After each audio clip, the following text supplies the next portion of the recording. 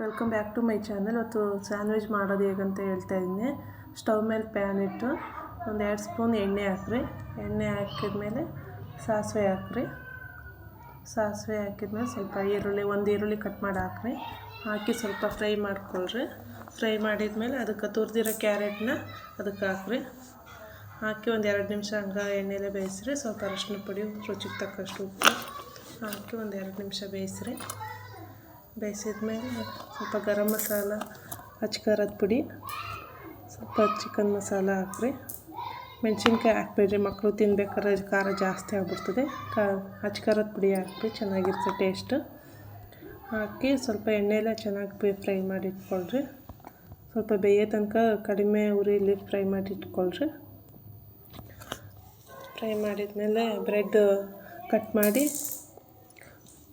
Cut ಮಾಡಿ ಅದರೊಳಗೆ ಅದನ್ನು ತುಂಬಿ ಸಂಜೆ ಟೈಮ್ ಮಕ್ಕಳು ಸ್ಕೂಲಿಂದ ಬಂದಮೇಲೆ ಸಂಜೆ ಟೈಮ್ ಕೊಡ್ರಿ. ಸಂಜೆ ಚಹಾ ಜೊತೆಗೆ ಒಂದೊಳ್ಳೆ ಸ್ನ್ಯಾಕ್ಸು, ಮಕ್ಳಿಗೂ ತಿಂದರೆ ಆರೋಗ್ಯಕ್ಕೂ ಒಳ್ಳೆಯದು. ಕ್ಯಾರೆಟ್ ಹಾಕಿರೋದ್ರಿಂದ ತುಂಬ ಚೆನ್ನಾಗಿರ್ತದೆ. Thank you.